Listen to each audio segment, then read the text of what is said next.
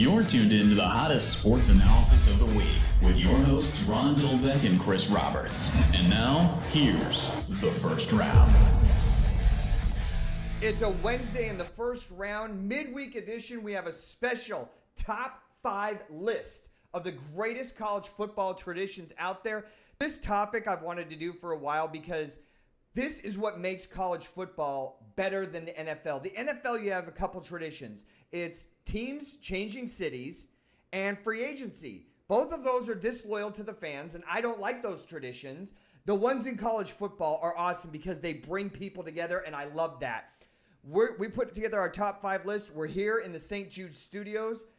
Always with me on my left-hand side, Chris Roberts. How's it going, Chris? It's going well. How about yourself, Ryan? It's going good for me. I think I've got an exciting top 5 list, and let's get it started with my number 5 right now from the great state of Oklahoma, Sooner Schooner. 2 ponies pulling the wagon out there on the field when they score. Before the game, they have the CO2 cannons going off and shooting, and you got animals, you got the crowd going, you got guns. I mean, what more do you need than that? This is my top 5, number 5 tradition. The wagon coming out. They just need to start making that turn a little less sharp because they had a little spill last week. And, they're not going to – they took it out for the rest of the year. You can't get a wagon fixed in a week? I'm going to miss that, but that's my number 5. Sooner Schooner. Say that fast 5 times. And the ponies' names are Boomer and Sooner, not Schooner.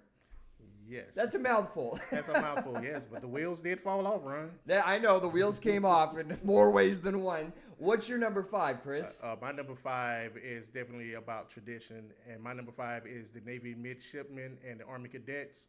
Their walk-in, which, each one of these teams they walk in, they have different formations as they walk in. It's definitely all about tradition.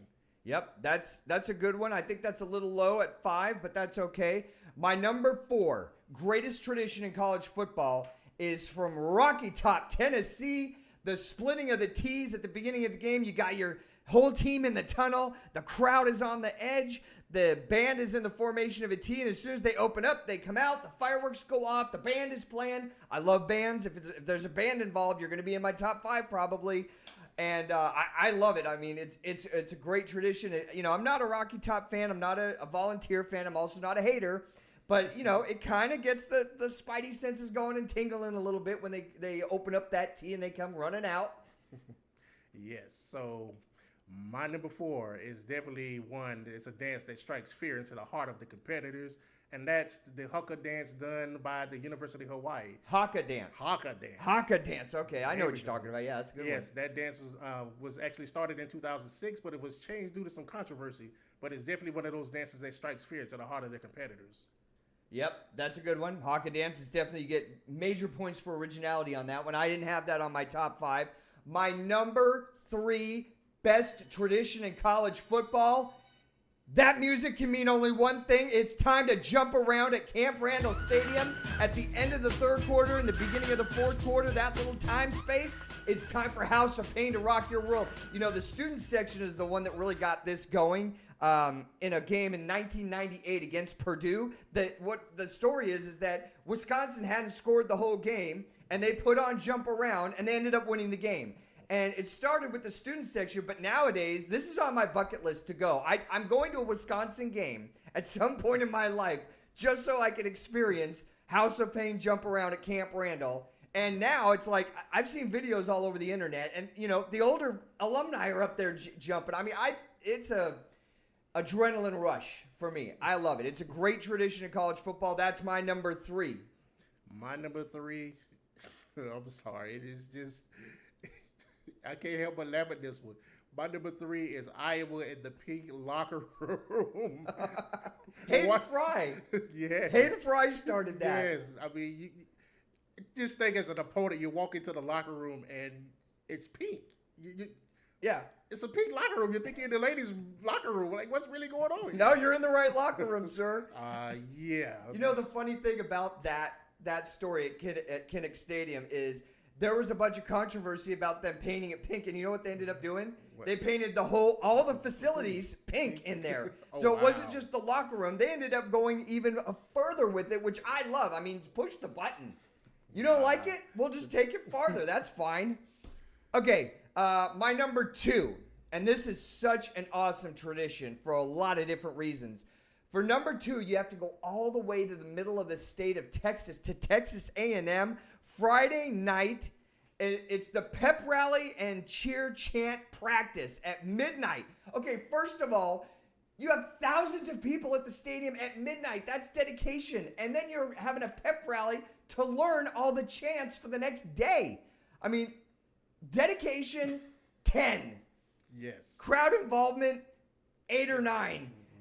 You don't get to see it in the game. I mean, they'll use the chants, and they have the guys, do it. And I actually learned what some of them were. Like, there's a farmer roll, and, I don't know what all. It looks like they're taxiing in a plane, for all I know. But if you go there, you know what they're doing, because you go to the practice at midnight, and you learn all this stuff. It's called Midnight Yell. They actually have 5 students that are yell leaders. 3 of them are seniors. Yep, 3 are seniors, and 2 of them are juniors. And you'll know the difference because the 3 seniors will be wearing maroon colors, and the juniors will be wearing white colors. I love it when they put that gun together and they, pull the trigger or shoot an arrow. Whatever they're doing, I'm into it. That's my number 2 greatest tradition of college football. Texas A&M Midnight Yell. Okay, Midnight Yell. Yeah, it should be just mandatory for like a third of the colleges. That would be so great. That's Midnight Madness for basketball. They do the same thing. Oh, it's not even the same. Texas A&M Midnight Yell is way better than that. You're probably right. I am. My number 2 goes to one of the all-time greatest marching bands in history, you ask me, and that's the Ohio State Dotting of the I. Oh. Yes. I'm a big fan of marching bands. I love the way this band is able to actually just create things on the field. And that dotting of the I, it pops for me. Yep. Well, the dotting of the I, you just lost me. It's so played. I mean, Ohio State loves that so much, and I'm not even anti-Ohio State, but it's so played. I mean, it's like, this is such an important thing to them. It didn't even get in my top 15. It just didn't blow any wind up the skirt. What? Some guy goes out and it's the moment of a lifetime for the guy that gets to dot it. I get that it's a big tradition there. It's just so played. I'm going to lose all of our viewers. Anybody watching in Ohio or Ohio State fans aren't ever going to watch again. But be that as it may, it's just, I don't know. That's a little high for me. My number 1 college football tradition of all time is it hits on a high note. It also hits on a low note. It involves weather. It involves politics. It involves a rivalry. My number 1 is the marching in. Your number 5, the marching in of the cadets and the Army-Navy game at the end of the year. So it's a little bit of a down point because, to me, it's kind of my internal clock going off saying, hey, college football is coming to an end, which is a sad part of the year for me. I mean, I'm on suicide watch at that point. But to see the midshipmen and the cadets come in, and I hate to use the word pageantry, but I love watching them come in because this is serious to them. This is beyond sports. This is going to be, for 90% of them, their job going out and putting their lives possibly on the line and defending our country. It also involves something that I think half of college football games should involve, which is snow, weather. I love watching them march into Philadelphia, into the Link. Yeah. They've been doing it since 1890, so it's been a long tradition. You got snow, you've got tradition, you've got rivalries.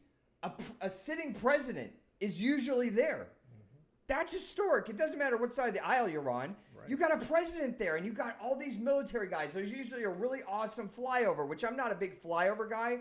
But when you add everything else into it, and you see how serious and important it is to the cadets and to the midshipmen, it's kind of like the cap of the whole regular season for college football, and you can't cap it any way better than that. That's my number 1 college football tradition, the marching in for the cadets and the midshipmen in the Army-Navy game. Number 1. Now, I'm interested to know your number 1 because we talked about some of this before the show. Your number 1, I have no idea what it could be. You should already know what it is, man. Man. Okay. Go. What is it? But I mean, this definitely has an emotional tie to me. It's nothing like being in a stadium at night when this happens to see a sea of garnet and gold doing a tomahawk chop just at an lost 8 o'clock game. You just lost. And then you see Chief Osceola ride out at night. He just comes out of the tunnel out of nowhere with that flaming Seminole spear. And as he plants it in the middle of the field with the flames, the Seminole chop, the fans, the sea of garnet and gold going around. All those fans are chopping. At the tomahawk Overrated. Chop. No, we're not. That's your number one tradition in college football ever? To be in that stadium, especially as an alumni, to have your kid with you, watching the game with you, as you see other people bringing their kids there. There's nothing like being in the stadium for that. Wow. I would, knowing you're an FSU guy, I should have known that would have been in the top 5, but to have it number 1 college football tradition of all time, which would you rather see? Osceola coming out and throwing the spear at the 50-yard line, or Osceola and Renegade pick up Willie Taggart, throw him on the back of the horse, and ride him out of Florida? Both. Don't answer that question. Both. That's our top 5 list of the greatest college football traditions. If you like what we did tonight, look right below me right there and see that subscribe button. Smash that thing for the first round. Give us a like. Tell your friends about the show. We will be here Friday nights, Sunday mornings, live on YouTube. You guys, till then, take care. The first round.